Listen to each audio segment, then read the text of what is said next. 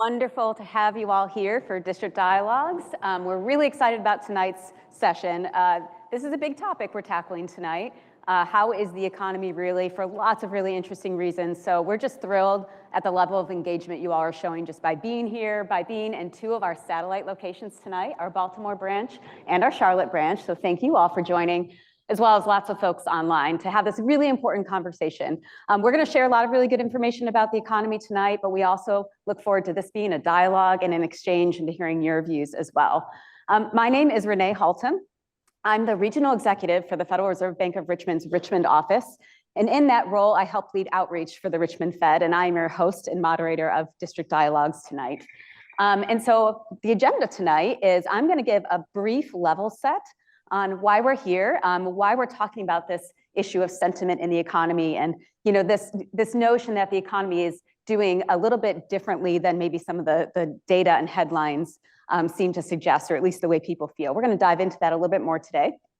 I'll level set, and then we're going to have a panel of economists talking a little bit more about what the data in the economy look like and how we think about consumer sentiment and what forms sentiment and really what information it provides us. And then finally, our third panel is going to talk a little bit about what we hear when we're doing outreach out on the ground and really trying to improve the information set that we have when we're understanding the economy and making policy. And throughout, we're going to have opportunity for questions. So please be thinking of your questions. Please be submitting your questions online. And before I dive in, I'd like to give the disclaimer that the views I'm going to share tonight, and I'll go ahead and apply that to all Fed speakers who talk tonight, are mine and mine alone, and not those, or theirs and theirs alone, and not those of the Richmond Fed or the Federal Reserve System. And so with that, I'm going to dive into some level setting conversation for us tonight. First, since you're in the Fed building and logged into this session, I always like to level set on what the heck is the Fed. So the Fed is the central bank of the United States. We have been in existence since 1913, and our general goal is to support a healthy and stable banking system and economy. And we do that through the core functions on this screen. We conduct monetary policy, which I'll talk a little bit more about in a second. We supervise and regulate banks. We move payments throughout the country, throughout the financial system, and then we have a role in community development, which means supporting low and moderate income and underserved communities. And I really like the graphic on this slide because it shows the far reach of the Fed system. We really influence through our activities and our functions a lot of the ways in which you and households and businesses interact with the economy or experience the economy. So even if you don't understand the Fed perfectly, that's okay, most people don't. There's a lot of ways in which we do impact your decisions in day-to-day life. And really what we're going to talk about tonight in terms of the overall economy really most closely affects the monetary policy part of our mandate. Monetary policy, we define it, or a colloquial definition is actions that are taken, that we take to influence interest rates in order to support the economy. And when we do this, we have a few key objectives, and these are given to us by Congress. Those objectives are maximum employment, which loosely means something like everyone who wants a job has a job, or the labor market's functioning well, stable prices, and that means low and stable inflation, or the basket of goods that you tend to consume as a household is the price of that basket is going up about 2% per year. That's the target that we've adopted.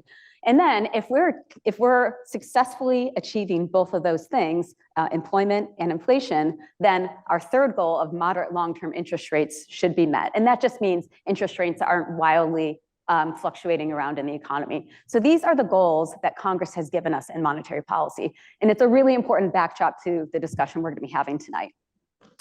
The role of the Richmond Fed is that we are one of 12 regional reserve banks throughout the country. This is the district of the Richmond Fed.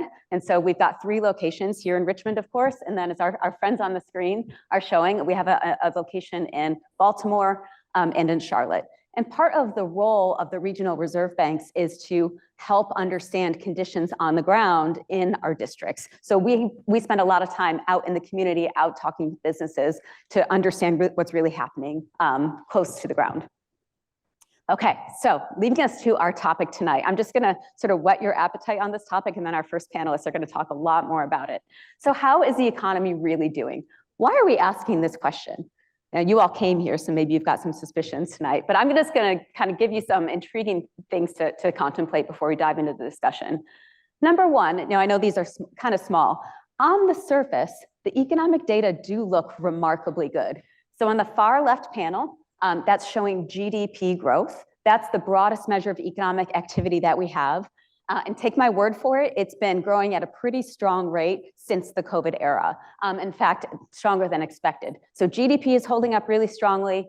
Unemployment is that middle chart, and this chart goes back to 1948. And you can see that we're at levels of unemployment that are really close to historic lows right now. That's a pretty amazing feat. In fact, we have had 27 months of unemployment under 4%, which is something we haven't seen since 1967 to 1970. So that's really good news for the labor market.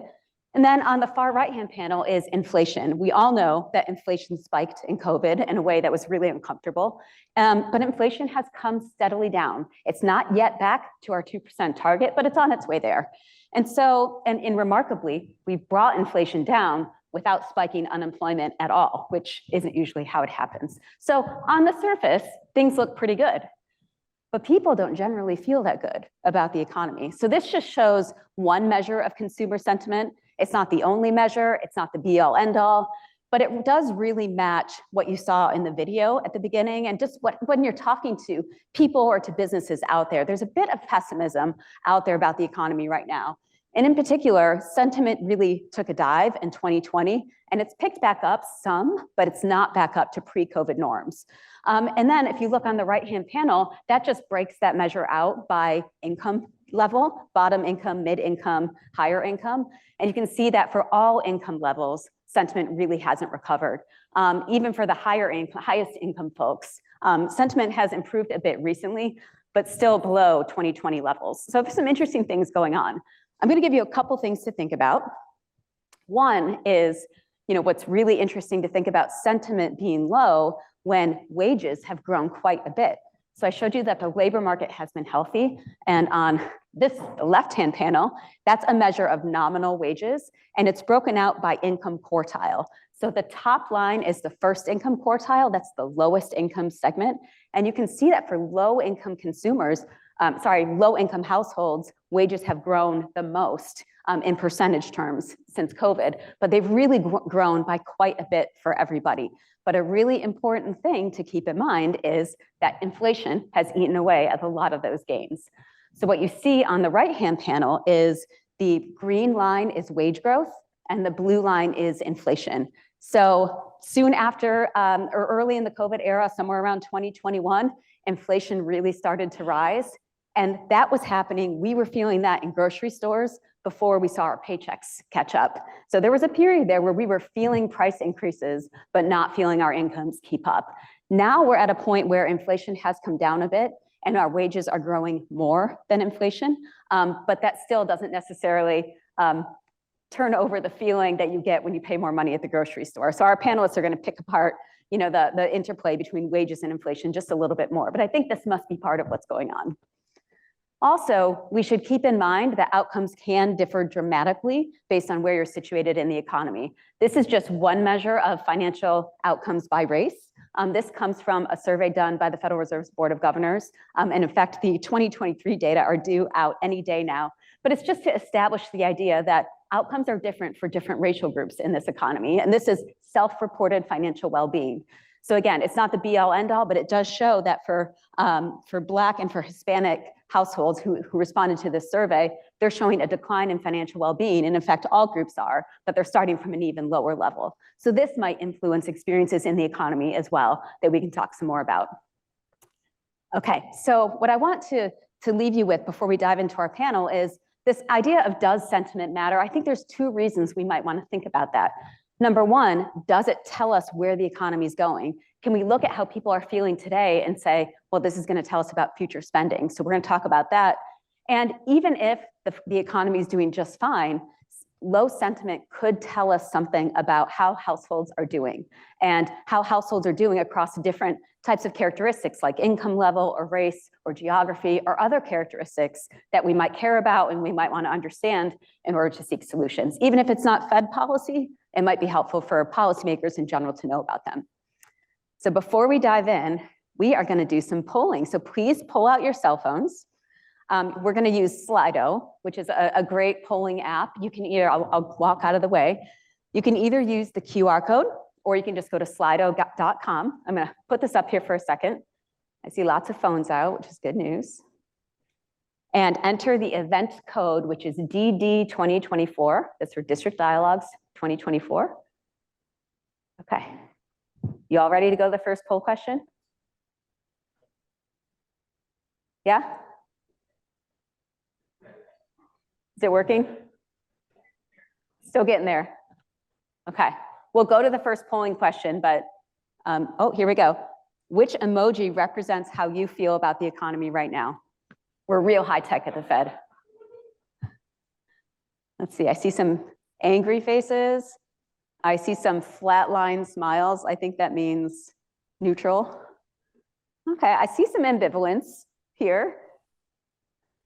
Who's throwing a party? 10% of people are throwing a party. 14% are crying. All right.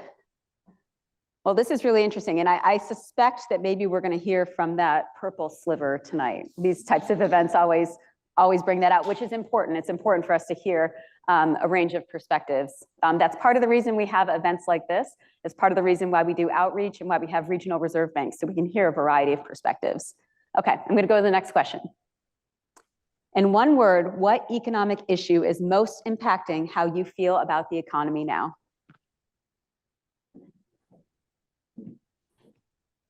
Housing, prices, inflation. I see the word treason. Energy, Social Security, employment, politics. I think politics might come up tonight. World turbulence, AI, inflation is still the highest. Housing inflation is part of inflation. Government spending, job market in IT, cost of everything, discrepancy, that's a good word. Groceries, consumer spending. All right, so we're getting some themes here, am I right? So we're gonna capture this and maybe we'll be able to share it out via social media later. Yeah, still growing. Corporate greed, trade, salary, uncertainty, debt, segmented, election.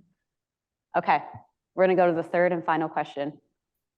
How do you think the overall economy will change in the next year? Get worse.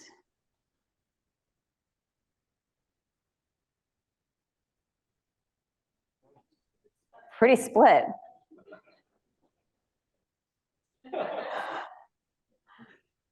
All right, get worse, get better, stay the same. This is, I mean, come on, can someone respond in the green category just to make this perfectly even? This is really remarkable. Wow. We've got some optimists here. Okay, so this takes me back to the previous slide where uncertain and segmented was a big word. Okay, and you know, this is helpful and interesting, and it means a lot more when we can actually hear from people about what's behind this. So again, looking forward to the conversation tonight. And with that, I'm gonna call our first panel up to the stage. I'm gonna call up John Otracun. He's a senior policy economist here with the Richmond Fed, and Sarah Wolf, an economist with Morgan Stanley. Please welcome them.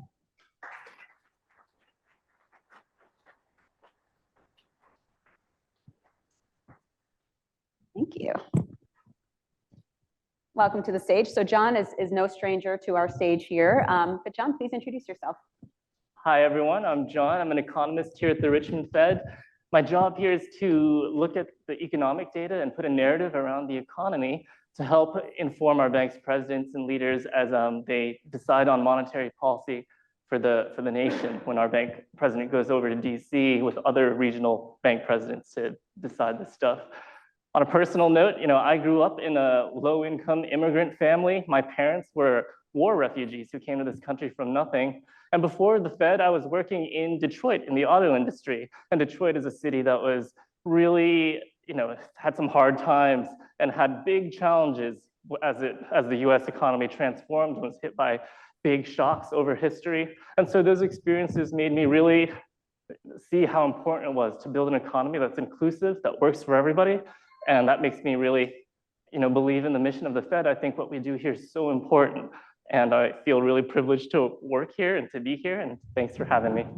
I couldn't agree more. Thanks, John. Sarah. Nice to meet everybody. This is my first time in Richmond, actually, so thank you for welcoming me. I'm based in New York at Morgan Stanley in the research department as a US economist over there. We do a wide variety of economic forecasting, Fed watching, so listening to what President Barkin and other policymakers have to say. And really the crux of our job is trying to understand where the economy is going and where interest rates are going. And it's largely for our institutional investors at Morgan Stanley. So this is a really great opportunity for me to talk to non-institutional investors about what's going on in the economy and understand the types of issues that are affecting Americans. Well, we're thrilled to have you. So thank you for joining us. First time in Virginia. That's exciting.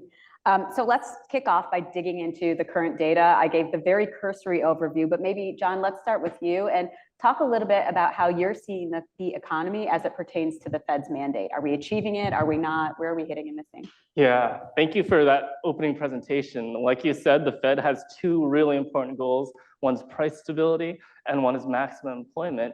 And on the prices front, inflation's getting better. It's not 7% like it was back in 2022, and it's come down now below 3% in our measure. But many measures of inflation are still too high. This morning, we just got one called CPI, the Consumer Price Index, and that inflation rate came down from 3.5 to 3.4. So it's a baby step in the right direction, but it's still way above the numbers that we want to see and the numbers that we saw back when the Fed was successful at its 2% inflation target. In contrast, on the full employment side, the economy is doing better. Renee showed all those pictures of the unemployment rate being below 4%, which is a great thing, but we also track the weekly unemployment insurance claims data to see if that's moving up in real time. So far, that still seems low. We still seem like that people who want a job, most of them can find one. The pace of jobs growth is still positive. The economy is still adding jobs every month, although maybe in the last month of data, it's slowing down a bit. But overall, things look okay on the labor market front. So between the two mandate goals, inflation is still the problem. And that's why at the last meeting that the Fed, the FOMC had in May, they decided to keep interest rates unchanged at the current level, which is somewhere between 5.5% and 5.25%. And that's to give the economy more time to let inflation heal, to get more data to understand what's going to happen and where we're headed. And that's where we stand today. All right, great. Sarah, so stepping outside of the Fed's mandate, what are some other areas of strength you see in the economy? And then we will go to weaknesses, I promise. The most obvious area of strength in the US economy is the consumer. The consumer is 70% of the US economy. We're the biggest consumer and the biggest economy, so the biggest consumer in the world, you could say factually. And the consumer has just been spending at a tremendous pace. And there's been a lot of factors that have been driving stronger consumer spending. The first is we had a lot of stimulus. We had almost $5 trillion of fiscal stimulus that came through during the COVID pandemic. A lot of it was directed at households through stimulus checks, supplemental unemployment benefits. And what happened is that even though we saw nearly 20 million people laid off during the pandemic, there was a tremendous amount of income coming in through fiscal programs. And as a result, households ended up okay. And even more than that, they were actually able to save quite a lot, and they built up this war chest of what we called excess savings, so extra savings. And so as we moved out of the COVID period, we saw households start to spend down their excess savings, and we saw the labor market recover at a very robust pace. And so households basically had a lot to spend. Add on top of that is that wealth was very strong. We saw a really strong rise in real estate prices, asset prices in financial markets as well. And all of that has driven stronger consumer spending. Fast forward to today, we are seeing some weak spots in the consumer, and I could save that for the next question. But I would say at the aggregate, consumer spending has been strong, and even more so the services side of the economy, where people have a clear preference to put their dollars towards post-COVID, has been extraordinarily robust. Thank you so much. So let's follow that thread. So what are some areas of emerging or current even weakness in the economy that you see? And we'll start with you. Sure. So for the consumer, I think there's two spots of weakness. And then I'd be remiss if we didn't talk about the housing markets, which seems to be a very hot topic in the surveyed questions. So on the aggregate level, the consumer is still spending at a very robust pace, but there's things that people are not spending anymore on. And there's certain households that do not have as much buying power and are under a lot more pressure. So where are households not spending money anymore? They're not really spending on durable goods. So anything related to the home furnishing, electronics, appliances, all of the stuff that we bought way too much of during the pandemic, people no longer have the appetite to spend on those types of things anymore. And so what we're seeing is that unit growth for durable goods and pricing for durable goods are all coming down. And so that's been a lot weaker. You could hear some of the big retailers have been saying that consumers are not spending quite as much as they used to. The other side are lower income households who have been disproportionately affected by elevated inflation and high gas prices. They've been disproportionately affected by tighter monetary policy. So high interest rates impact the cost of borrowing. And so if you rely heavily on credit and revolving rate credit, you feel that impact more heavily. You also feel it more significantly when banks tighten lending standards that don't offer you a new line of credit. And so that disproportionately impacts lower income households. And we're seeing that also come through in the data where lower income households are more squeezed. They're pulling back more on discretionary spending. And so I would say maybe more so than ever, we're seeing a very large bifurcation in the consumer where high income households are spending at a very robust pace, but lower income households are having to pare back their spending. And before we go to weaknesses you see, John, I'm curious if either of you have a figure on how much of the spending in the economy takes place from higher income consumers and how much comes from lower income consumers. So put differently, if the lower income segment is pulling back, is that enough to pull down the economy? Sure. So the top 20% income distribution, which that's a median income over 150,000 in the country, they represent 45% of consumer spending. So more than double their share in consumer spending. The bottom 20% represent about 8% of consumer spending. So there are very large divergences. And the reality is that if the top 40% continue to spend at a healthy pace, it's normally enough to keep the economy afloat. So we really need to watch, though, if weakness at the lower end of the income distribution starts to bleed upwards towards middle and higher income households. Okay, thanks. I have a feeling we'll pull on that thread again later tonight. John, what do you see as weaknesses in the economy right now? In terms of some cracks in the economy, I think some of the things we're looking at is like credit card delinquency rates, which have gone back up to where they were before the pandemic. They had come down to like really low levels, but now they're back. But it's different by age. For people who are aged 18 to 29, that's gone up by a lot. So they're becoming delinquent on their credit card payments by much more than what they were in 2019. And we're seeing the same thing for auto loans too. People who are under the age of 40 are more likely to become late on their auto loan payments. And that's a sign that there's cracks in the economy. There's weaknesses that are different. They're not being shared by everybody. And some of it's showing up in some of these segments. Sarah mentioned the issue of savings, excess savings. We look at household liquid assets, which is kind of like a measure of how much money these households have to spend. And we look at that by income. And the people who are in the bottom 20%, their liquid assets are actually lower today than it was in 2019 after you take into account inflation. So that's really concerning from the income level. Absolutely. Okay, so I think we'll come back to the implications for Fed policy on this too, because even if something has implications for or doesn't have implications for Fed policy, say, we still might care about it and for other reasons. But I want to pull a little bit more on sentiment itself. Where does sentiment come from? Is it these economic variables, or is it a host of other things that are not actually related to the economy?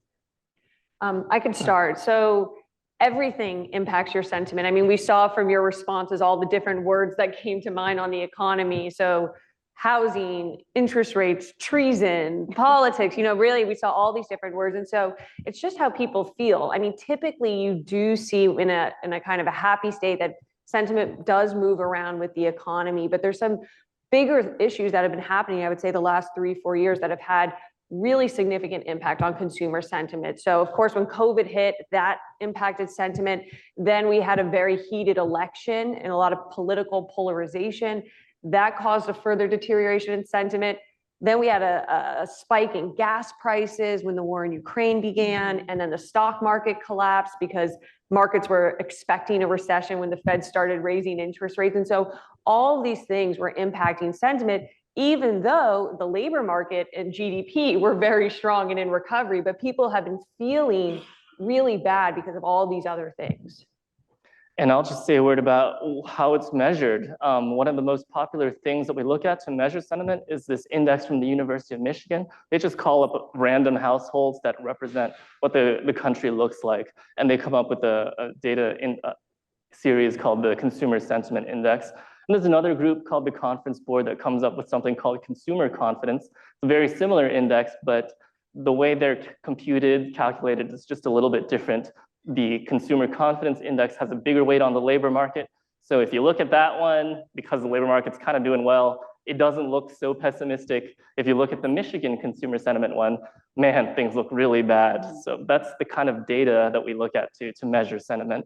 Gotcha. So a theme here that no one data set tells us everything we need to know about the economy, which is why we do all of this outreach and have all of these conversations.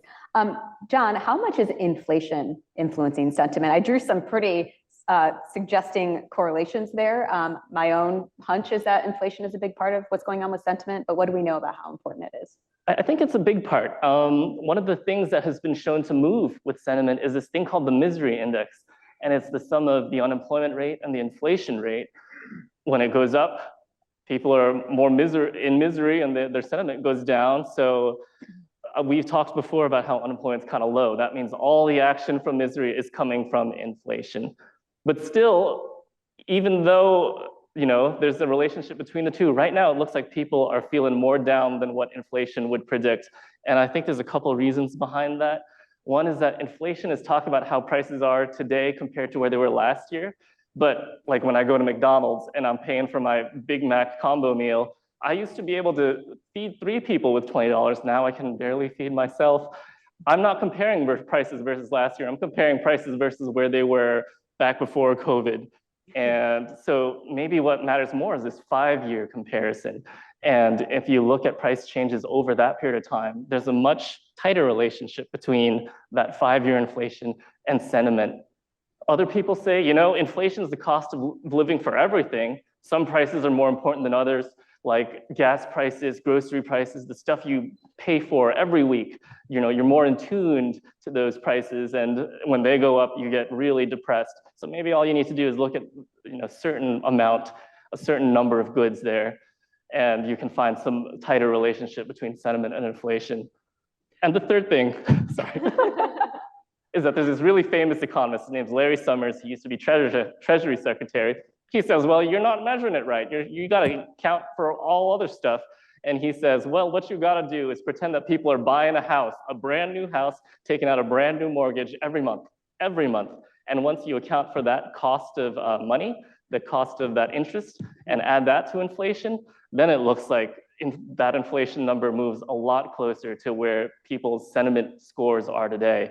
And so maybe we need to start measuring inflation differently. The bottom line is that there's a really tight relationship between prices and the sentiment score. And there are all sorts of little tricks you can do to make that relationship look very close and tied together. Got it. You'd be surprised at how much the price of fast food comes up in the outreach conversations I have externally in terms of inflation. It is a real marker in people's minds. Sarah, you talked a little bit about differences in how income groups are experiencing the economy right now, but what about other measures such as gender, race, ethnicity, where people live? What do we know about sentiment differences across those lines? So the same way that every person has a different thing that impacts their sentiment, everybody's lived experience impacts them differently. And what we know in the US is that every state is almost like its own little country, especially during COVID when everybody had their own regulations. And so we're definitely seeing large divergences in sentiment. I mean, prices are different in different regions. We know that home price appreciation and affordability pressures in the housing market have seen massive divergences, on the Sun Belt regions versus on the West Coast. And so that also impacts sentiment and how people feel, how far their dollar can go. We're also seeing that there's different labor market frictions that would impact sentiment. So we know that the labor market in aggregate is doing well, but not every industry is doing well. Not every state is doing well. And so there's a lot of friction. And so just because it's very easy to find a job in one state is not the same reality in other states as well. And one of the things we've been focusing a lot on is the really strong population growth that we're seeing in the US via immigration. We've had a really large immigration boom in the US in 2023 that seems to be continuing into this year. And so we're getting a lot of labor supply that is hypothetically meeting a lot of the demand that we have for workers, but it's not so obvious, right? Because certain sectors need workers that might not match the skills of other sectors. And so then you start to get into different realities on where you live and what your education is and what your skills are. And so that's going to be really interesting to see how that plays out this year as immigration continues to flow into the country and we see that matching or mismatch play out. And I'll just add from my own outreach, I've seen a real difference in if you owned your home before COVID and you saw the housing wealth gains, you might be feeling pretty good today. But if you didn't own a home coming into COVID, now that might feel out of reach. And I've just personally seen businesses, community leaders talk a lot about sentiment across those lines. So I really think that's. And just to add on that, because I think that's a huge part of the kind of the haves and the have-nots. Like, are you a homeowner? Are you not a homeowner? I'm not a homeowner, so I understand. But if you were a homeowner going into the pandemic, not only have you locked in a 3.5% mortgage rate, because that is the average mortgage rate in the country is 3.5%, even though new mortgage rates are 7%, but nobody's buying and selling a home. So we haven't seen mortgage rates go up at all. So if you're not, borrowing anything and paying any interest on new debt over the last 4 years, you haven't really felt that direct impact of tighter monetary policy. You're still paying 3.5% on your mortgage. And 80% of debt in the US is mortgages. If you do not own a home, not only have you reaped the benefits of the 50% increase in home prices since the start of the COVID, 50%, but you also do not have that nice low fixed rate mortgage, and you're basically being crowded out of the housing market and stuck in the rental market where we've seen a lot of rent inflation.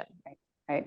So that's how people are feeling. Lot to dive into there, but let's talk about how people are acting. So if sentiment is low, you mentioned consumer spending is about 2/3, give or take, of the economy. If sentiment is low, why are people still spending? They still have jobs. Yeah, they have jobs, they've had savings, like you mentioned. And yeah, sometimes it's not a perfect relationship between what people say they feel and how they actually spend. So it makes it a tricky kind of thing to track.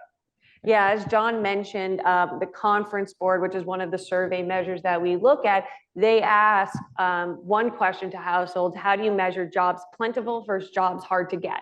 So they're basically asking households how tight they perceive the labor market to be and how many jobs they see out there.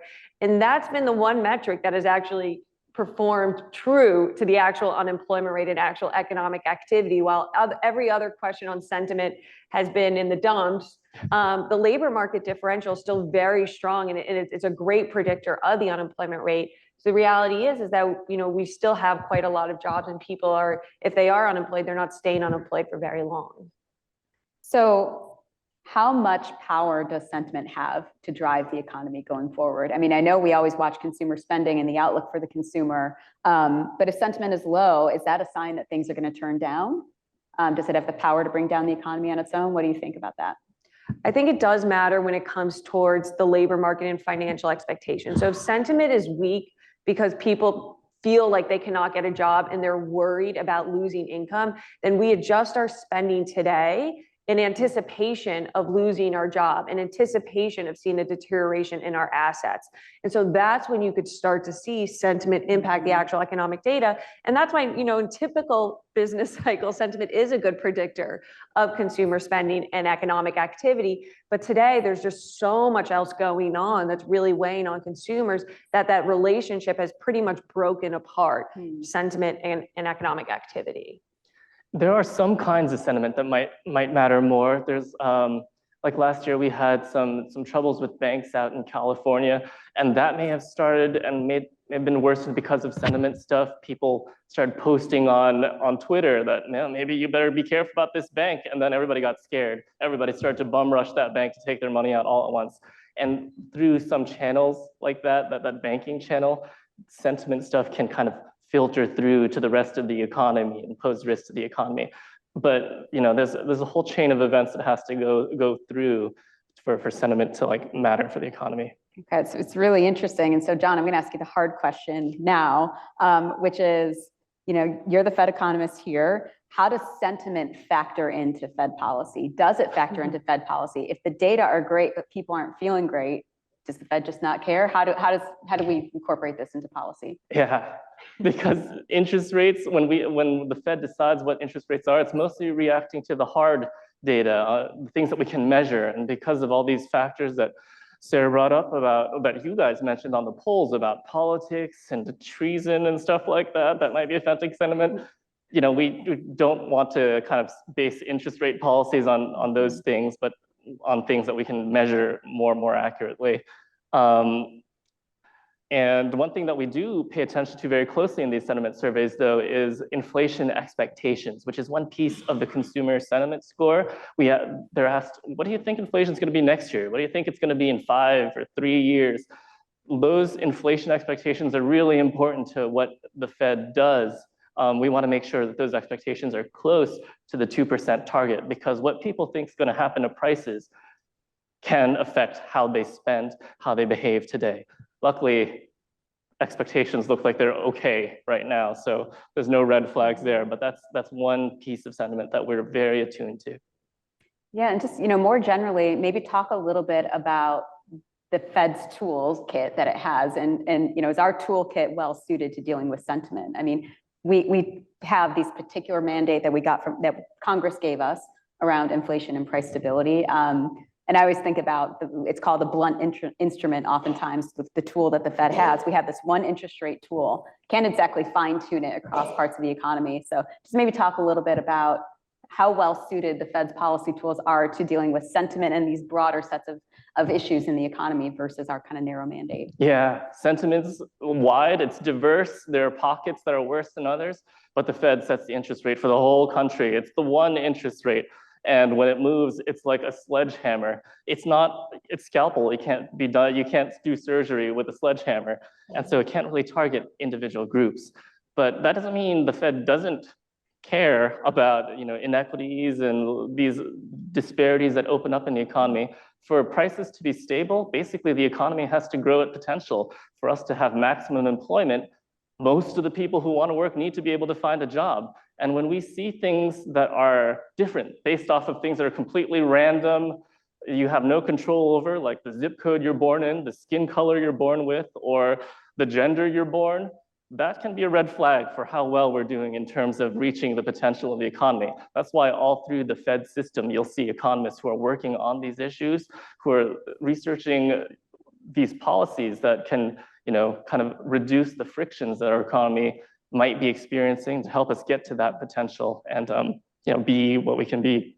And I often think about the rationale behind our mandate and our focus on inflation, primarily that if you don't get inflation under control, that creates long-term instability in the economy. It gets in the way of employment and investment and all these things that improve the well-being of households over time. And so in some ways, the best contribution we can make to a stable economy is keeping inflation low and stable. And if we're not doing that, then a lot of other problems are going to get worse. Exactly. We start to see some of the worst gaps between groups close when in times that they don't have to worry about losing their job, in times where they don't have to worry about what prices are going to do, whether they can make ends meet tomorrow. And that happens when we have price stability and maximum employment, when the Fed's successful at its main goals. So that's why we're so focused on job number one all the time. And if I could just take a moment of liberty as moderator here, I get really excited about the role that we play doing outreach in the economy, talking to people about the economy, learning how people are really experiencing things. And then we take that back and we do lots of research and analysis. We compare it to the data and the models that these economists look at. And since we gather all that intelligence about the economy and what the issues are and how people are being hurt or helped by economic circumstances, we might as well share it. We might as well lift up these issues so that people with the right policy tools can have great information on which to direct their policy tools. So I get really excited about connecting these dots. Even if our mandate is narrow, this information and insight about the economy, I think, is a really important thing that the Fed brings to the table. That's what makes me humbled to work here. Yeah, so I for couldn't help sure. but add that. Before we jump to audience Q&A, so get your questions warmed up, please. Anything that we've left out about sentiment that really excites you or interests you about the topic that we haven't talked about? Do you want to go first, Sarah? Sure. Well, I would say that we're not, as John mentioned, sentiment does matter for certain things. And so we haven't abandoned using the measures of sentiment to look at the data. It matters going into an election cycle, how people are feeling, and what happens during the election is going to matter a lot for the economy. There's significant policy changes that we're going to see in 2025. And so how households are feeling are going to drive what types of policy outcomes we see for tariffs, for taxes, for immigration, a laundry list. So I think that's where it really starts to matter. And, you know, John and I are on a panel together, on a roundtable together for this economics group. And one of the sessions that we did was, how does political polarization and sentiment drive election outcomes, which is really interesting. And one of the findings was that, you know, 98% of people are going to vote on social issues, and it doesn't matter everything else going on. You know, they've made up their choice on which side they're going to vote on, but the middle 2%, that, you know, the swing vote, that's where the economy starts to matter on what happens during elections. And if you look at which economic variables matter going to the polls in November, it's not inflation in November. You know, if we're at 3% inflation in November, that's not going to make households feel good. It's inflation over the 16 quarters before the election. So as you mentioned, it's that price level over the entire term of the prior president. So the fact that price levels are still very high is really what's hurting households. It's not the fact that, oh, yay, inflation's down 3% year over year. Like, whoopee, that's not how people feel. So that'll be really interesting to see as we go into the election, how people feel and how they vote. One thing that I've been interested in recently is differences in sentiment amongst young people. Because in some ways, Gen Z is actually doing kind of really well. Their bank accounts, after adjusting for inflation and taxes, are actually better than what millennials had, better than what Gen X had. In terms of how many of them own a house, in a Redfin study, 30% of 25-year-olds own a house. That's better than what millennials had, what Gen X had. But we also see that Gen Z is also the most pessimistic. In fact, America dropped out of the list of the top 20 happiest countries on earth because of Gen Z being so pessimistic. And I think we need to really look into what's driving this. It's not all economics, and some sociologists say maybe it's social media, which seems to be really good at making people feel bad about themselves.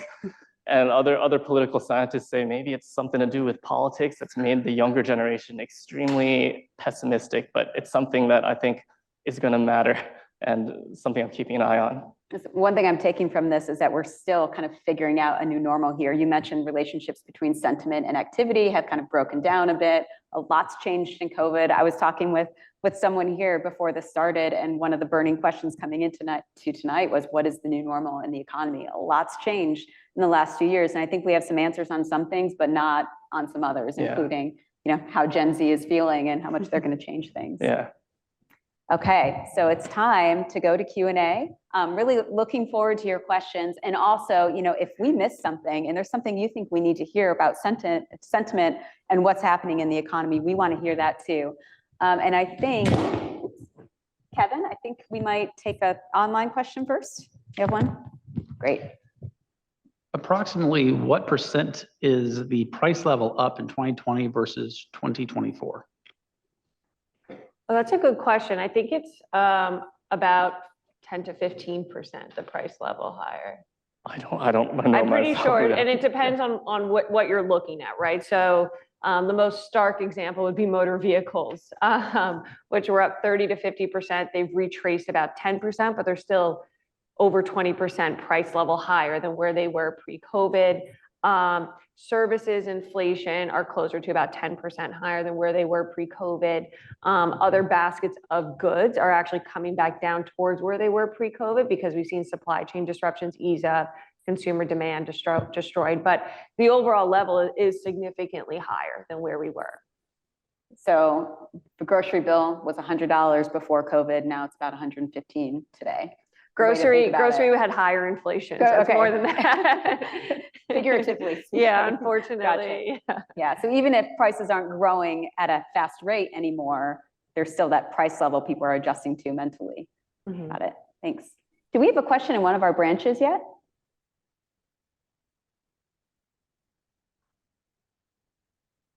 Yeah, I was just wondering, we're talking about price level, but is there a measurement that measures all these different areas that are like cumulatively on a family, such as the grocery bill, but also the insurance bill is up, housing and auto, and electricity is up.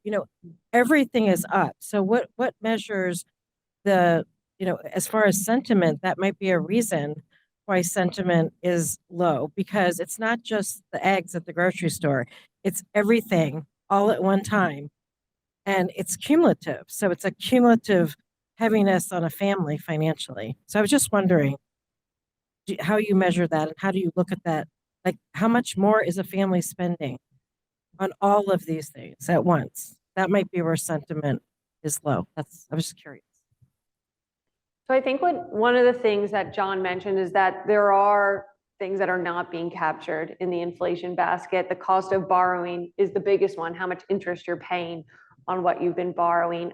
There are a lot of those categories that are being captured in inflation. So motor vehicle insurance, housing insurance, all those things are embedded in inflation. Some things are imperfectly measured. So we know that housing inflation is imperfectly measured in the inflation basket because it's very difficult for us to figure out a home price on a month-to-month basis and put it into the CPI basket. And so we impute the cost of home owning based on the cost of renting, which you could see that, renting does not equal the same as owning a home and paying off your mortgage. So I think that, we have alternative data that you could put together from the Federal Reserve banks that produce this data to get at a good cost to households. But it is true, the inflation measure is in some ways imperfect. It doesn't fully capture the realities of households. I think another thing we could do is look at survey data and ask people, well, what are you spending every month on basically the cost of living, and just put it into a dollar amount rather than the price level, and maybe that would resonate more somehow when we communicate about what's going on. But during times of high inflation, we also see changes in behavior. Like we see people when they go shopping, maybe buying less every shopping trip, buying less of every quantity, making more trips, but the amount that they spend every trip is lower. So it becomes a tricky thing. And we try to measure the stuff as well as we can in these large inflation measures, but yep, they're just not super perfect. I might also add, I think, just from talking to people out there, there's different emotional attachment that people have to different types of spending. And most of us go to the grocery store every week. So that's a weekly reminder about how much prices have gone up. And so it's the inflation rate you're experiencing, but you're just having to deal with it and make peace with it every week. I've also heard President Tom Barkin, president of the Richmond Fed, say, you finally get a wage increase and you think, gosh, my boss has finally recognized my value. And then you give it away at the gas pump and it just feels unfair. So we have different levels of attachment and interpretation, I think, to different price changes. And I think the biggest source of pain right now is insurance. Absolutely. Anybody here who owns a car knows that motor vehicle insurance has gone up tremendously. And so one of the issues is that there's the price of things like cars that go up really fast. And then later on, even as those prices start to come down, all the insurance prices start to ramp up later because it's regulated by states. And so now we're seeing that motor vehicle insurance is going up, housing insurance is going up. And so while we're getting relief in some areas, we're now feeling new pressure in these other unexpected areas much more significantly. Another challenge is that inflation is talking about what the average household is spending on, but nobody is the average household. Every household is buying different things. And so that's one area where there's still active work going on. And some of my colleagues in the research department here at the Richmond Fed are working on doing different measures of inflation for different kinds of households based on income, based on race. And that's all really really interesting because it's showing that the experience of inflation varies very differently according to these dimensions. And for example, we know that lower income households spend a lot of their paycheck on food. And for them, food prices have to be much, much more important compared to like the average house in America, which is what the usual data is talking about. And the mental gymnastics that you go through to say, oh gosh, this thing's costing more. I have to figure out what I'm going to spend less on elsewhere. That's something you don't think as much about when inflation is low. Great, lots to dive into there. How about on-site? I see a question over here. Yeah. Go ahead. Hi, Wilson. Related to our federal debt of $34 trillion, the impact that's going to have on inflation and long term. And often you read about an area that I don't have a clue of, but with higher inflation, it makes the value of that $34 trillion less for future payments. But what kind of impact truly will the 34 trillion, not so much today, but children and grandchildren? So I could take a stab off of that. Yeah, sure. So the reality is if we build up debt, we have to pay off the debt. Somebody has to pay the debt. And so we're paying off our government debt service obligations right now, which actually this year just surpassed the amount that we spend on defense. So over $800 billion we're now spending a year to service our debt. And that's only going to be growing. The question on whether it's sustainable. So unsustainable is that it becomes such a large tax on future generations that they lose buying power. And that's the big concern. So then the question becomes, can we have an economy that's growing by enough and strong enough and with a big enough workforce that we have enough money coming into the government to pay off those debt service obligations? And so that's why demographics are incredibly important for the future of debt sustainability, because we know we have a low fertility rate. People are getting married and having fewer children later. And so there's a really big headwind on population growth. If we didn't have immigration this year, the native-born population wouldn't have grown at all. I mean, our population wouldn't have grown at all because native-born is basically flat. And so there's a lot of big questions that I don't have the answers for you, but if we do not have sustainable population growth and GDP growth, then it does become a very large burden on the next generation. And it acts like a tax on them to pay off the debt that we've accumulated today. The Fed doesn't control spending. We only control interest rates. Spending and debt, those are the tools of Congress. And it's up to the voters to elect their congressional representative to determine that kind of policy. We know from basic economics that there's a relationship between debt and inflation, but inflation is not going to be permanently higher forever unless the Fed is going to allow that, which is not. We are going to work towards 2% inflation. So this means that this debt issue is something that has to be reckoned with because of the math. And it could mean that, in a world with higher debt, it could mean that higher rates are necessary in order for us to achieve that type of price stability. Thanks for the question. We have another one here in Richmond. Yes. Thank you. Thank you, Renee, and to the Richmond Fed for putting these dialogues together. They are, in a word, insightful. John, Sarah, Renee, I want to go back to the very beginning. Renee, when you were providing your lead-in, and you made mention that, of course, the inflation rate has gone down, and rightfully so. But what was also concerning on that image that you provided was that, let's see, inflation rate and wage growth were both at their peak mid-2022. And I think wage growth was at about 6.5, but it has since then trended steadily down. I think right now, the last image I saw was at 5. So to the panel here, wage growth is trending down. And with that, the prices and inflation, even though inflation is way down, people still don't feel it. In other disciplines, we call that perception is reality. And you act on your reality. So where do you see, one, wage growth going, say within the next 3 to 5 years? And how do you think that would play out as far as, once again, sentiment and in the data? Thank you. Thank you.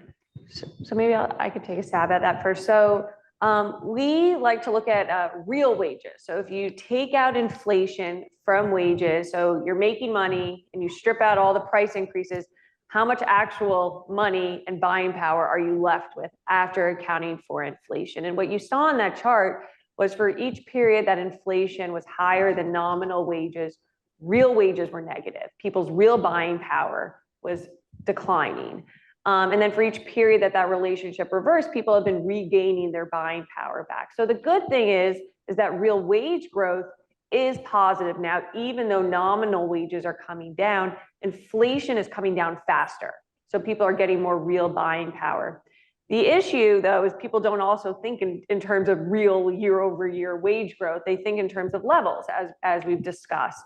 And so even though we're seeing real wages grow in a positive way, the level of real wages, so if you think about how much real income you had in 2019 versus today, we're only just back up to where we were in 2019. So we actually haven't made any real wage gains in the last 4 years. And I think that helps explain a lot of the pain and unhappiness that households feel. Our forecast is for real wages to continue to rise over the next 2 years as inflation comes down faster than nominal wages. And it should start to restore more confidence and buying power among households. I totally agree with Sarah's forecast. In the time that we were successful at getting inflation at 2%, the wages were growing faster than inflation. So we shouldn't be expecting people to be losing purchasing power every year. We should expect wages to keep up with inflation. What we see is that this real wage growth has something to do with productivity. It's possible if there's like technological innovations coming up, maybe it's going to come from something like AI, that we could experience wage growth that's higher in the future than we saw before COVID, if this new technology, revolutionizes what our economy can accomplish.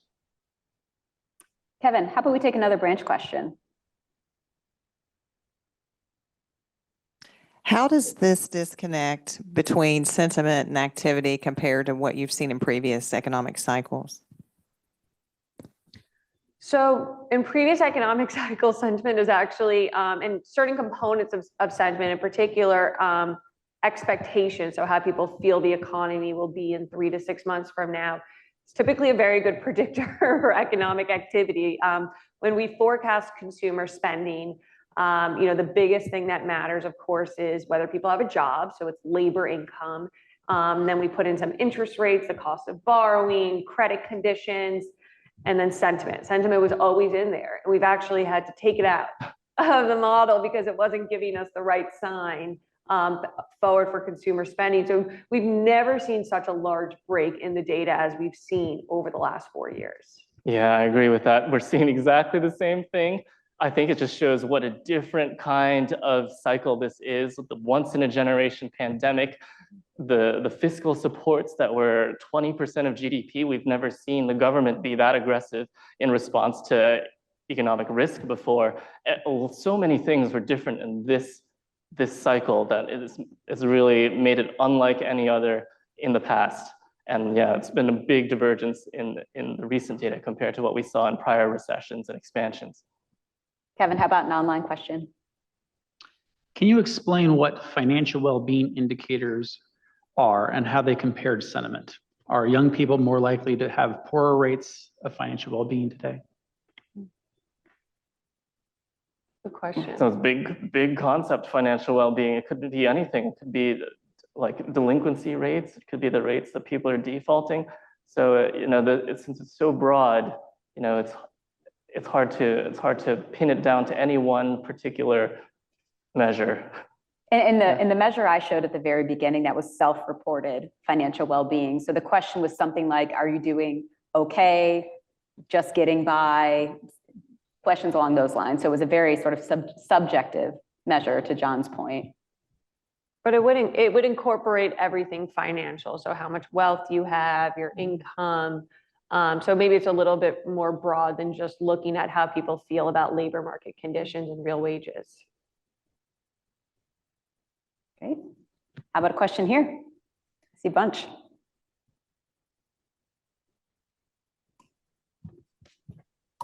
Thank you. My name is Salesh Modi. I'm not the economist, but I did understand one thing. You said that when wages increases, it will help. But when minimum wages increases or overall wages increases, it should increase the inflation too, right? Unless the company like banks or other industries are basically laying off the people. So can you explain me that?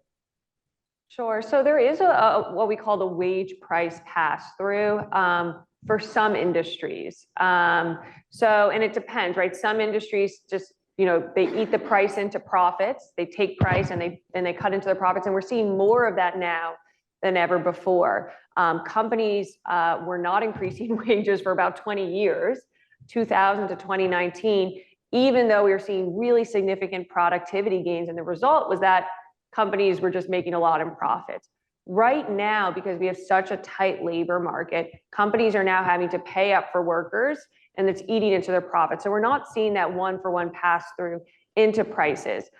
We also have quite a lot of competition. So when input costs for goods, which we typically import, go up, it's much more difficult for retailers to increase prices because there's so much competition. We'll just import it from another country, et cetera. And so it is a very valid concern, but I would say that it's more specific to certain sectors and certain industries, whereas the larger wage price pass through, at least right now, is more muted, and companies are just seeing it hit their profit margins more so than normal. Great, let's take one more here, and then we'll go back to the branches. Who's got a mic first?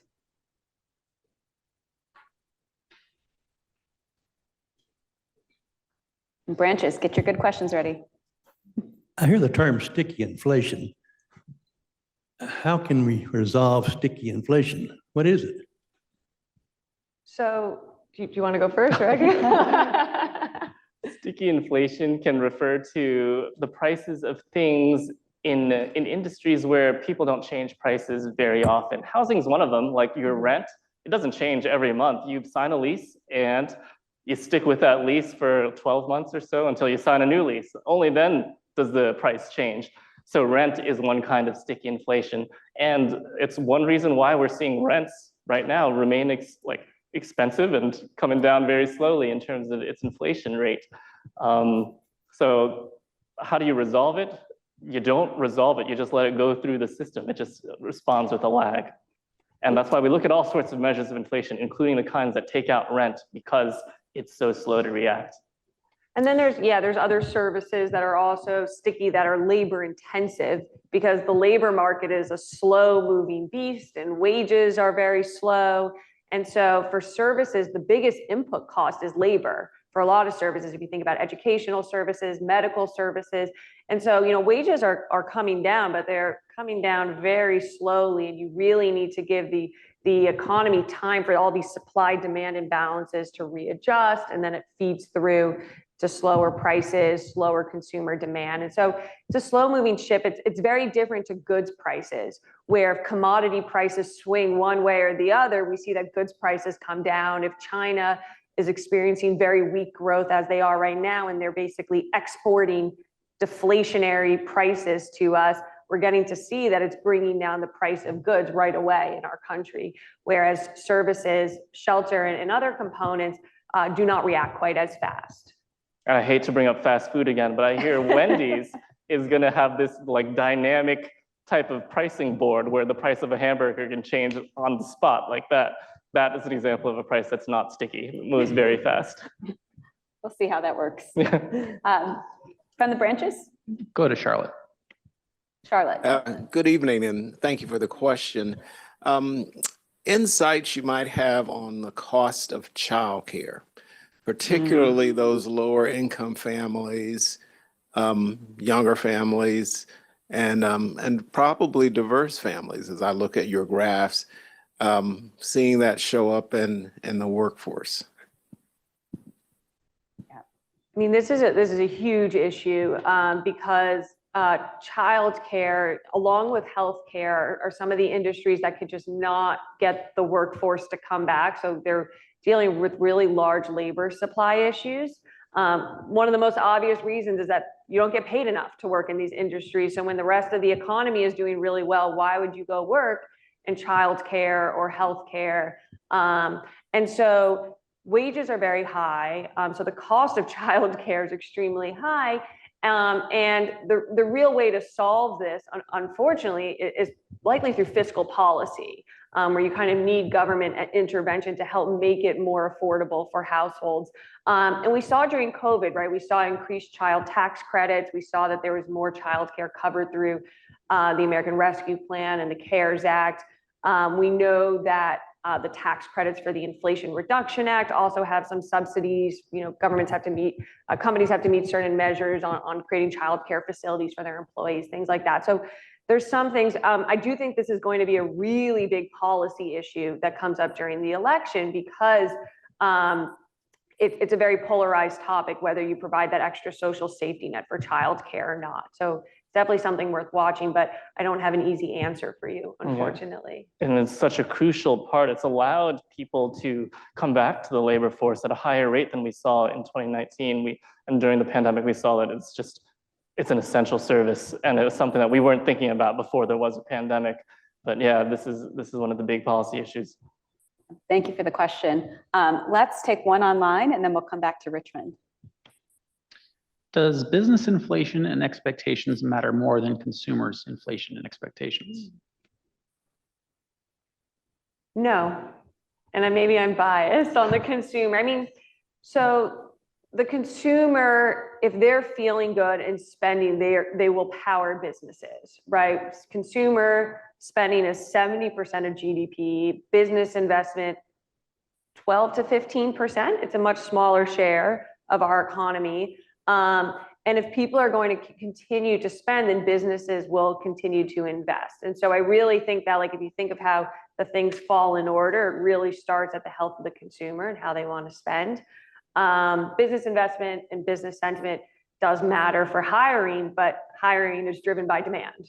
So if you kind of go back a few steps, it comes back to the consumer. I don't know, John, if you disagree, but well, we don't have that much data on business inflation expectations. We have some stuff that starts in 2018 only, and other surveys start in like 2012. It's a very short history, so we haven't been able to assess how important it is in terms of its relationship with other data. There's some surveys where we ask businesses, well, what do you think the Fed's inflation target is?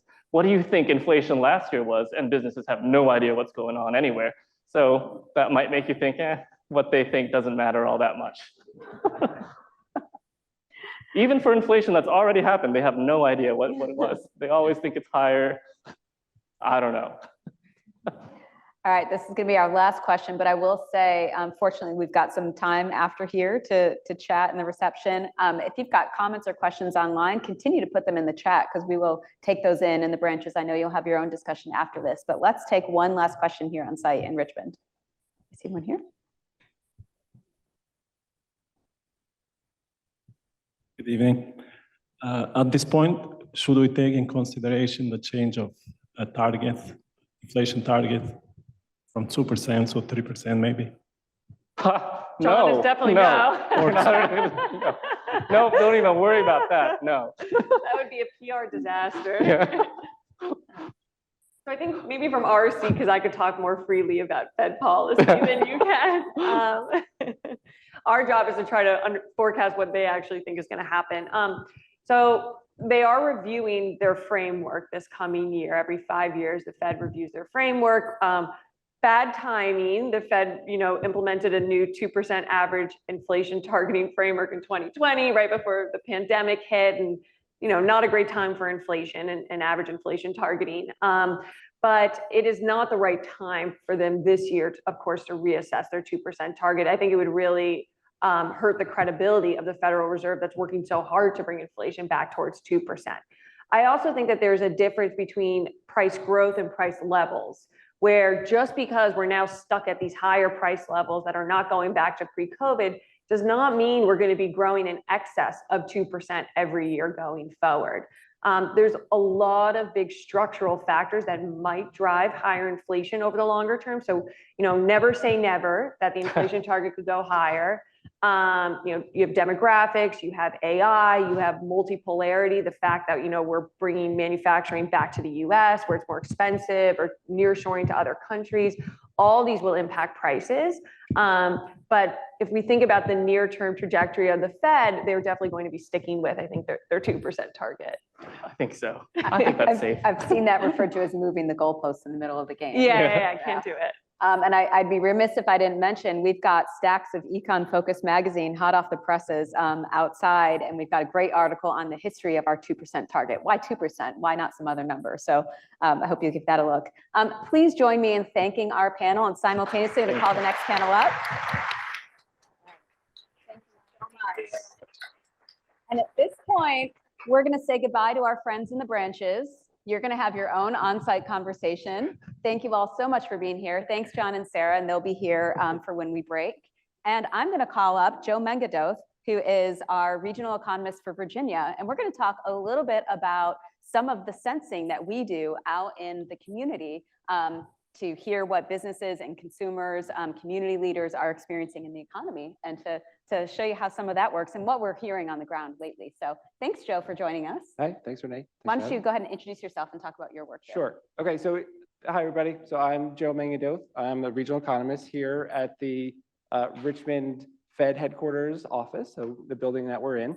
And so my job is to cover the state of Virginia. So we have my colleagues in the branches cover different territories. So my focus is the state of Virginia.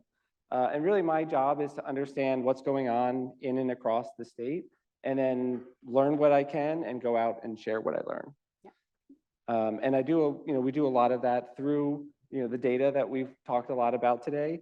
But we do it with quantitative data, which is the numbers, and with qualitative data.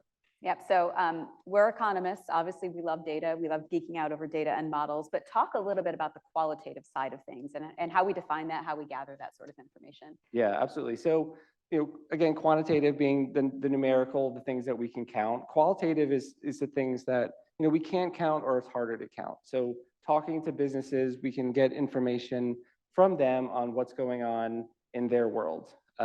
It gives us more of the explanation of why things are happening and what exactly is happening. And we do that because we know that the quantitative data have limitations. We know that first of all, they're backward looking. They tell us what happened, not what's happening here and now. And sometimes the length of time it takes for that data to come out is substantial. Mm-hmm. So the more that we dig into specific industries, geographies, different households at different income levels, a lot of times that data takes longer to become available. It's also typically estimated through some sort of statistical process. And because of that, as time goes on and as we get more information, that the data tend to get revised. So even when the data come out, we know that those numbers may or may not be exactly exactly right. And sometimes because we can have data come from a variety of different sources, like we've talked about in the price data. There's different sources, and each source has its own way of computing things. So sometimes those things are in pretty good agreement, and sometimes they can be conflicting. So it really takes a better understanding of the story of the data, and really the only way to get that is to talk to people. And great.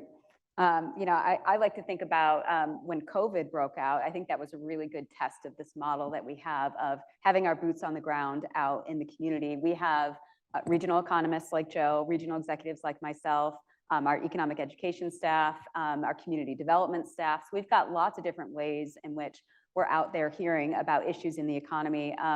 And I'm taken back to when COVID broke out, March of 2020. We really knew that was sort of game time because the data couldn't tell us much about what was happening. And so that was a time when we were on the phone because we couldn't be in person with people, and we were briefing Tom, the president of the Richmond Fed, every 10 days or so on what we were hearing from the businesses and where the stimulus programs were hitting versus not, where were businesses failing versus not. So it was really a true test of this model of having our feelers out on the ground. And in fact, I remember in COVID, that was one of Sarah mentioned this fact that in COVID, the first thing that consumers did was they were stuck in their homes and they bought a lot of furniture to improve their homes because they had little else to do. But we first started hearing the limits of that when goods producing firms that made and sold furniture, which there's a lot of in our district, started saying, you know what, demand is softening. And I think the consumer is easing up. And we saw that in our contacts before we saw it in the data. So there's some really useful ways in which we're able to track things real time this way.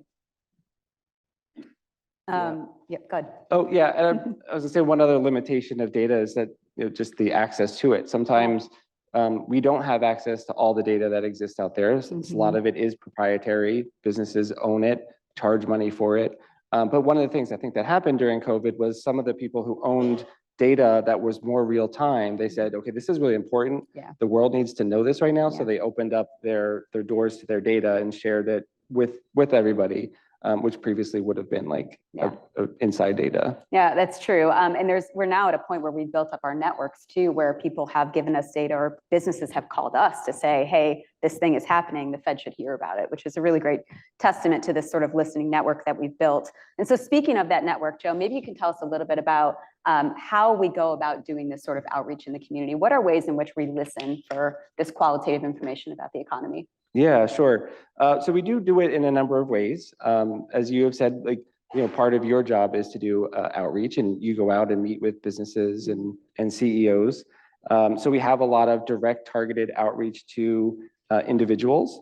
We also have, our team that I'm on, who write for a report called the Beige Book, and that's our summary of anecdotal information that we've gathered. And of course, we use information that our colleagues gather for us. But we also have our own network of contacts who we talk to. We also have these things called industry roundtables, where throughout different parts of our geography, we have a couple of times a year, a group of folks who come to the table, and we just go around and talk, and we hear from everyone across, those meetings try to be across the diverse sectors of the economy that region represents. So we'll get to hear from those folks. And then we also have a lot of surveys. So we produce monthly surveys of business activity, both for manufacturing and non-manufacturing.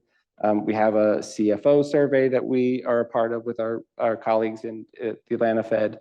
And then, there's other things that we can do and other opportunities to just use that survey tool to really get a sense and ask people, what's going on, what are they seeing, how are they feeling?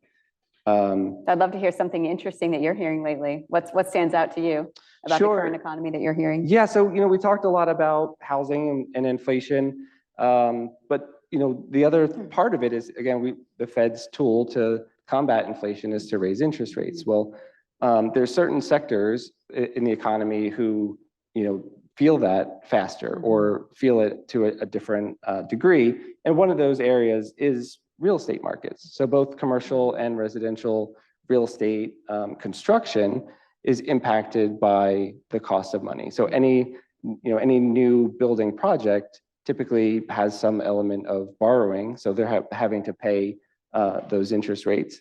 And what we're hearing from a lot of contacts in that space is that the deals just don't pencil out right now. So everyone's kind of talking about the quote is survive to 25.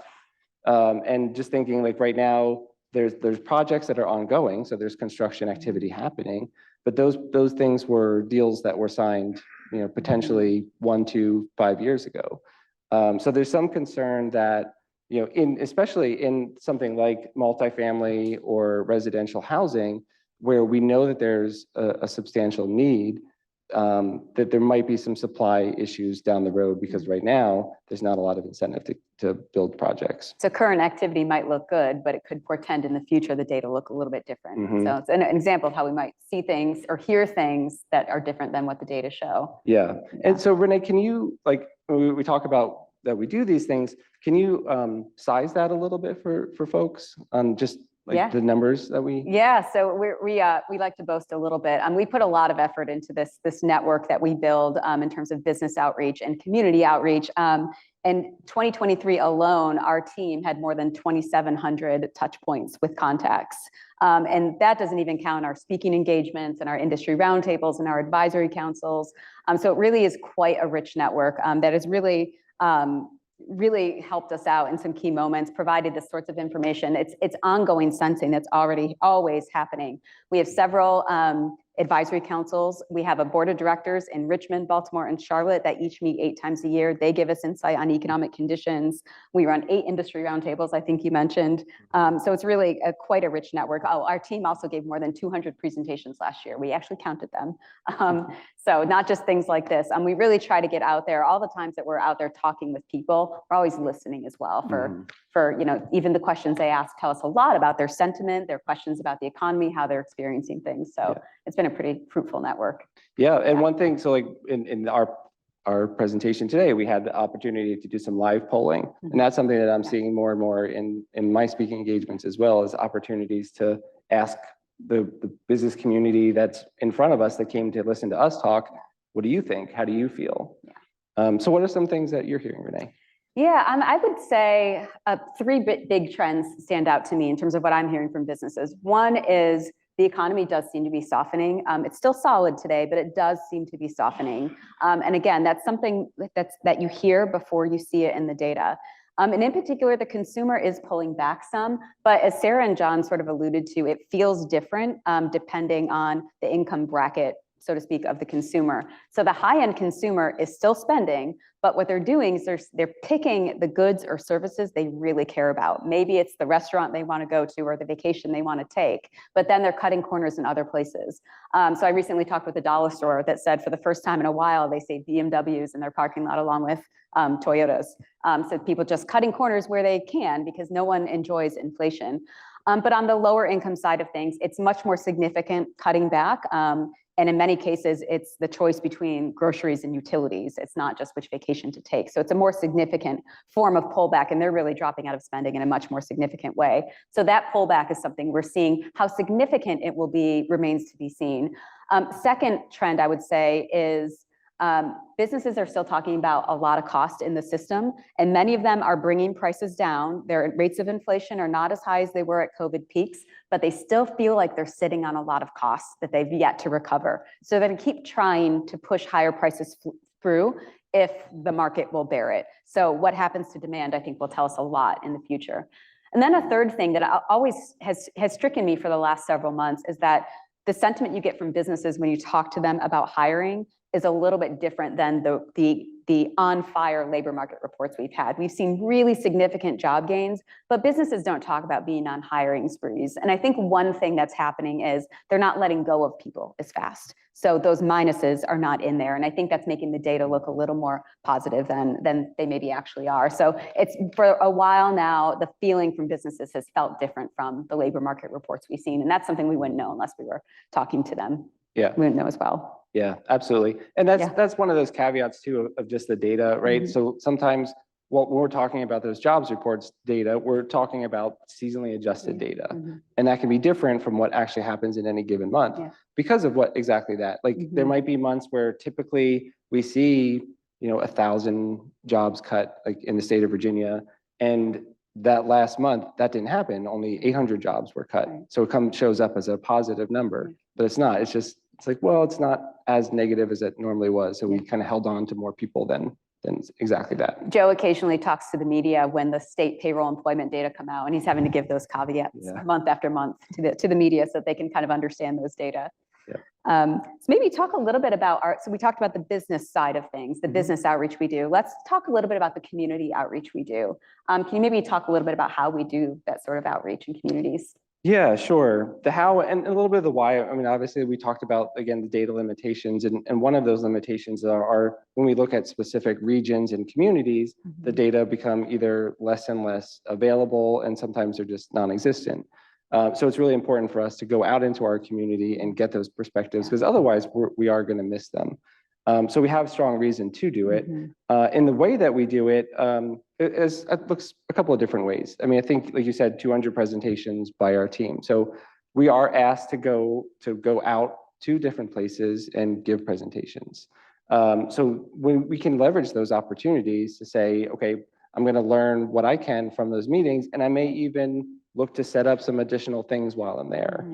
We know that a part of what we've been focusing on is the role of community colleges.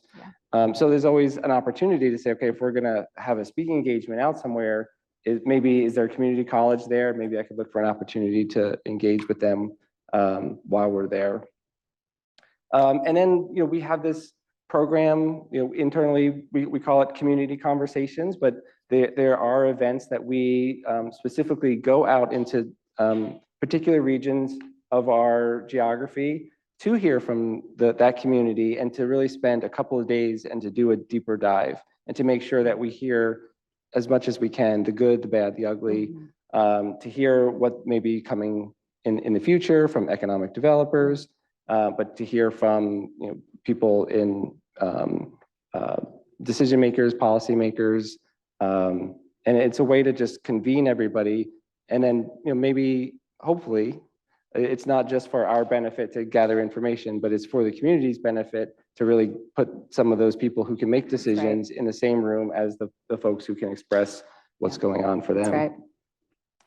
And then the last thing I'll say is, again, like we built these networks through a lot of these different ways, and we can leverage them in particular instances when things happen. COVID is obviously a big example of that, but we've also been able to do that in the Carolinas. If a hurricane comes through, we have networks of people who we can talk to, get maybe a quick assessment of the situation and the damage. And then with recently the collapse of the bridge in Baltimore, we had all of our port contacts through Beige Book, through some of these other things that we were able to get in touch with and get a sense of what the impact was and what they thought it was going to be. That's right. Within a few days, our team in Baltimore had a pretty deep analysis done of the likely impacts of the bridge collapse, and then we were able to put that up on the website, and so therefore feeding some of that information back out where we can. I'm really stricken by one of the things we're hearing from communities a lot lately is post-COVID population flows. So with the remote work, hybrid work shock, population flows have been moving. People have left central business districts in a lot of cases. Joe recently wrote a piece on our website about that. And what you hear when you talk to communities is, okay, we've seen these population flows. Maybe we've seen more people move to our small town. How do we hang on to them? How do we make this a place they want to stay and maybe make this a resurgence, a moment of resurgence for these communities? And so I was with Tom Barkin in Winchester just earlier this week, and they're talking about those very types of gains, and they're talking about how do we build the housing stock that we need to support this population growth or to make these people want to stay. And speaking of childcare, that was a big topic of conversation too. Just yesterday, we were in a business roundtable up in Winchester where there was a childcare provider, a banker, and then another company. And the banker said, okay, you, the childcare provider, need to figure out your capacity because my assistant keeps getting called out of work to care for your kid who works at this company. And so you start to see in these small towns how childcare is an ecosystem and it's a workforce issue, just the way that the panelists were talking about. And then you start to see communities talking about what does it take to build solutions. Sarah talked about the fiscal policy lever, but a lot of solutions happen at the ground level too. And so it's a privilege for us to hear about these things and then to try to shine a light on models that work. Next week is our annual rural conference, and we're holding it in Roanoke, and that's where we bring some of these best practices and ideas and practitioners together. So hearing some things about how communities these days are really trying to harness the positives of the COVID shock. Mm-hmm. Sorry. Yeah, and Renee, so one of the things that we talked a lot about earlier too is how different people can feel things differently, and people who are at the lower income levels tend to spend more on food and housing, and those are some of the areas where rent and food prices were more impacted. Right. Can you talk a little bit more about our mandate to understand low to moderate income households? What that Absolutely. means and how we do that? So the Federal Reserve has a mandate within community development. And that mandate, it stems from the Community Reinvestment Act, but in general, it has us understanding the challenges of low and moderate income or underserved communities. And so the Fed doesn't give grants out or give money out to communities. That's not the set of tools that we have, but we do have research and analysis, and we can bring parties together to talk about solutions in that space. So just like I talked about at the community level, understanding what communities are doing and bringing attention to it, and bringing sometimes the right people together to be talking about solutions. It's not for us to say what communities should do, but we can sort of help bring the right parties together. And we also run certain programs, like our community development team runs a program called Investment Connections, which is sort of like a Shark Tank for pitches that need bank loan lending. So we don't get involved with the financing of it, but we can bring the right parties together to hopefully improve access to capital in communities. We also have a really exciting initiative called the Rural Investment Collaborative, which is too long to describe, but it's on our website, and it's one we're really excited about internally. So we can also run programs to help shine a light on these things that we're learning and try to bring the right people together. So Joe, I was just wondering if you would share some of the things you're hearing about what low and moderate income communities are facing these days, and then we'll start to wrap up. Yeah, sure. See if we have a question in the audience and wrap up. Yep. Yeah. Yeah, so sure. So I know that one of our community development colleagues recently participated in a community investment training in rural North Carolina town, where it was a community that was 85% African American. And there was a woman there who they were able to hear from that she was one of the first she was the first business of color to become a property owner. And that took until 2020. So, a community where it's majority minority, this was the first time that a business owner was able to become a property owner. So that was an opportunity for the team to really hear from someone and say, okay, what are the barriers? What are the challenges? What is it that took, that long for that to happen? We know that benefits cliffs continue to persist. So this term benefit cliff means that, when lower income individuals obtain skills or higher levels of education, they can increase their wages, but there's a certain point where if the wages rise to a certain level, then they're going to lose the benefits that they were on, any kind of government benefits. And then that sort of becomes a disincentive to invest in themselves, to invest in those skills, even though they might have longer term positive implications that they're not enough initially to make up for that loss that they're going to have in those government assistance programs that are going to drop off. And we've heard that that's gotten even more significant with the pandemic era assistance programs, and those coming to a close as well. And then the last thing that I'll mention is that, we definitely hear all the time people say that the economy is great, but that, that experience for the low to moderate income families is easily missed for, all the reasons that we talked about. And part of it is just that maybe a segment of the economy that's harder to get some information on. They may be less engaged with the survey instruments that we have to get information about what's going on for people.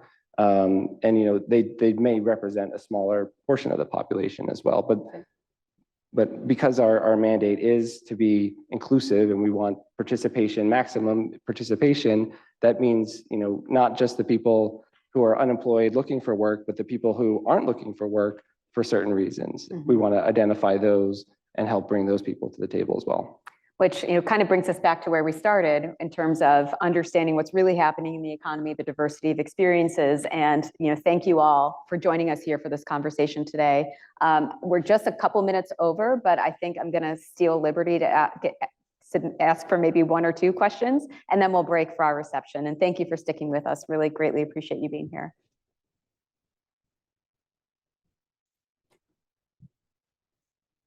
Thank you. Yeah. You said something at the beginning about some of the I would define as process changes you had to undertake to deal with the pandemic. Are there any items that you took forward from the learnings from the changes you took that took place that would improve upon your processes going forward? And are you referring to how we do outreach, that sort of thing? Yes. Yeah. Thank you. Thanks for clarifying. Well, I'll tell you what, I had never used Zoom before the pandemic, and now because of those technology options, I can be in every corner of Virginia in one day. And so I think we all learned that outreach can be effective in a virtual format, more than we maybe believed before. We still spend plenty of time on the ground. Joe mentioned our community conversations series, which is designed to understand the different micro economies of our district. And I was just in Winchester yesterday. You can't understand Winchester unless you're walking its downtown, right? So you really have to get on the ground to some degree. But that really, the technology options have allowed us to just greatly amplify the amount of outreach that we can do, which has been a real benefit, I think. There are certain people who are busy CEOs, and we wouldn't necessarily get time on their calendar unless it was a 30-minute Zoom meeting. And so that helps us out too. So it's a nice balance, but it really has just expanded our set of options for doing this kind of work. But it is a real treat to get on the ground. Next week, I mentioned our rural conference in Roanoke, and then I'm headed out to Wise, Virginia, which is on the far southwest end. And that's one of my favorite places it's not easy to get to, but it's one of my favorite places to visit. So yeah, thanks for the question. One more question, and then we'll wrap. The mic gets ran over. I just want to add to that, one thing too is with the surveys that we do have, our business surveys, before COVID, we would add some special questions on occasion, asking maybe things that were topical or relevant, or like I mentioned, the hurricane, when a hurricane came through, we asked some questions on that. But we use that to our advantage way more now. Like every month we have meetings with people who are doing the sensing, who are doing outreach to say, what are you hearing? What are the big topics? What can we ask? How can we get some information from this tool that we have, these businesses that we already are surveying? So we use that a whole lot more now. That's a great point. Yeah, and one of the questions we're asking about these days is AI and productivity gains, and are we seeing more productivity than is in the data? Yep. So, and you and I have talked about this actually. Okay, our last question, and then we'll wrap up. Thank you. Great, thank you. So I work in the charitable sector and nonprofits here in this region, and one of the things that we are hearing regularly from our nonprofit partners is that there are more first-time clients coming in. The person that's at the dollar store in a BMW. But we have people who are entering the homeless system for the very first time, needing rent assistance and two-earner households. So it's like that middle class is needing more and more of the third sector support. At the same time, the third sector, for the nonprofit community, is experiencing the very same things that the business sector is experiencing with labor shortages, increased wages, to be able to hire quality staff, and individual giving is challenged because those donors are the very people who are experiencing the inflation, as well as being the employers to people who are the very people that are middle class. And so my question is, how do we bring that part of this into the discussion about the path forward, and where are the predictions for when that comes to an end? Or how do we address the potential damage to our middle class? Because the benefit side for whether you can qualify for financial aid for your kids to go to college are still low, but our disposable income is less. So it's a bit of a perfect storm. So I'll give two answers, and I'll see what Joe has to add to it. Number one, just really echoing what you said about it is not just the lower income side of the equation that's suffering now. I was talking with a community college president this week, and she was saying she's getting more and more of her students coming and needing those services. She's saying, I'm a paycheck away from having to drop out. And so she's having to provide more and wraparound support to get people to the end of the process to help them stay enrolled. So they're definitely seeing that need drift up the income bracket. So really validate what you said. I don't have a complete answer, a perfect answer to that really complicated question you asked about how we, make things feel more sustainable. But I do know that getting inflation down has got to be part of it, because not only is inflation painful, which it is, we've all experienced that, but it's destabilizing. And so it makes it harder to plan. It eats away at people's ability to purchase homes and things like that. That planning for the future piece makes it hard for businesses to invest in the future as well. That's something that is kind of a needless cost. All it is the prices of things. It's just labels on things, right? If we can get inflation down, that's something, it's a complication to doing business in the economy that we can kind of take away. And so that's the Fed's contribution to that equation, not a complete answer to what you're talking about. But Joe, I don't know what you'd add. Yeah, not much. I think, I think the things that we kind of hear about when we are engaging in communities are the creative solutions that people find for any sort of issue. Like you said, the community college. So I talked to a community college president recently too, and what they had said that they've identified this need for housing for both students and faculty, so that they were looking at ways to take some of the land that they had available and find a developer in the area who can, maybe they can give them the land or sell it to them at a price that does make the deal work out, so that they can provide affordable housing to their students and to the faculty. So I think that's part of what we do. And one of the benefits that we get from that sort of engagement is that when we hear about solutions that certain communities have implemented, we can bring that to the table to the next community that we visit, or we can post about it, write about it on our website. So we try to do that. So we elevate and lift up those stories so that other people can potentially learn from them. That's a great place to end. Look forward to talking more outside. I want to thank you all for attending today, and I think we've got a quick advertisement. Yes. So we really appreciate your attention and time tonight and engaging with us on these issues. They're really important to us. As we've belabored, we learn a lot from them. So thank you for that. And our next District Dialogue session is going to be in November, and it's going to be about pandemic era learning loss. So we're really excited about that and the effect that that's had on kids and what can be done about that. And we've got some research in-house at the Richmond Fed on that topic. So we're really excited for that conversation. Second is, please share your feedback on this event. You'll get a survey. I think a QR code will be in the chat if you're online. There's lots of ways to give us that feedback, but tell us how to make this better and more useful to you. And then finally, thank you all so much for being here. Thank you, Joe, for joining us, and John and Sarah, and look forward to talking to you all out there. Thank you.